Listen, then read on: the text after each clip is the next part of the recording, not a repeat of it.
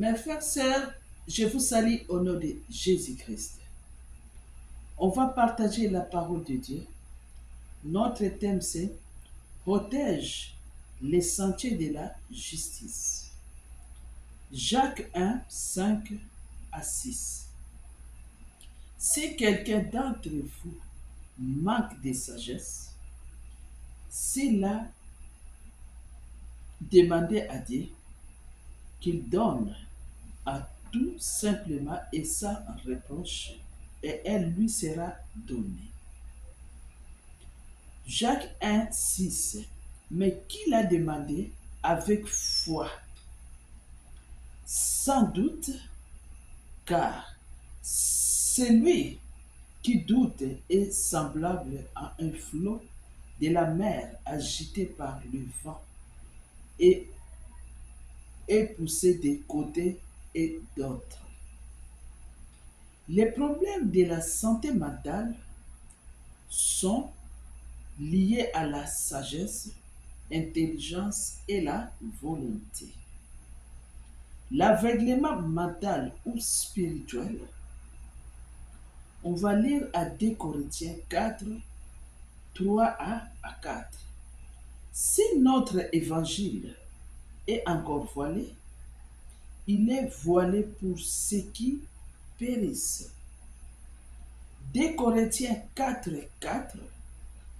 Pour les incrédules, dont le Dieu de ce siècle a aveuglé l'intelligence afin qu'ils ne visent pas briller la splendeur de l'Évangile à la gloire de Christ, qui est l'image de Dieu.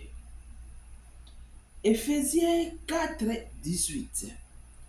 Ils ont l'intelligence obscurcie, ils sont étrangers à la vie de Dieu, à cause de l'ignorance qui est en eux, à cause de l'endurcissement de leur cœur.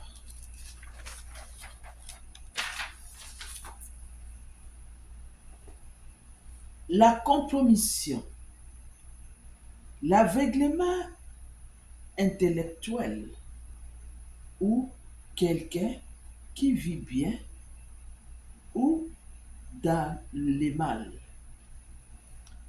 Ésaïe 5, 20. Malheur à ceux qui appellent le mal bien et le bien mal, qui changent les ténèbres en lumière et la lumière en ténèbres, qui changent l'amertume en douceur et la douceur en amertume. Ésaïe 5, 21. Malheur à ceux qui sont sages à leurs yeux et qui se croient intelligents. Ésaïe 5, 23. Qui justifiait les coupables pour un présent et enlevant aux innocents leurs droits. Ésaïe 5, 25. C'est pourquoi la colère de l'Éternel s'enflamme contre son peuple. Il étend sa main sur lui et il est frappé.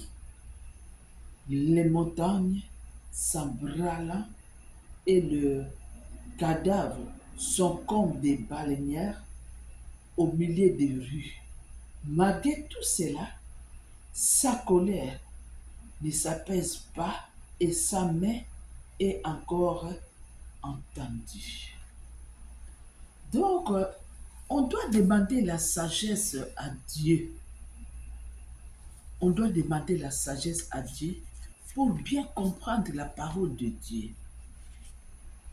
Quand tu demandes la sagesse à Dieu, il faut ayer la foi que Dieu t'a écouté comme tu as demandé, que Dieu t'a donné la sagesse.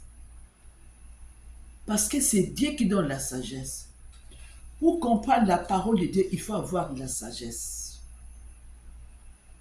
Pour comprendre la parole de Dieu, il faut avoir de la sagesse. Tu peux aussi lire la Bible, mais sans sagesse, tu ne vas pas comprendre ce que tu lis. C'est pourquoi il faut demander la sagesse à Dieu. Dès que Dieu va te donner la sagesse, là tu vas lire la parole de Dieu et tu vas comprendre. Sans sagesse, tu vas lire la parole de Dieu, tu ne vas pas comprendre. C'est pourquoi il faut demander la sagesse à Dieu. Et puis ayez la foi que Dieu t'a écouté, il t'a donné la sagesse. Parce que c'est seulement lui qui donne la sagesse. Parce qu'il y a le problème d'intellectualisme,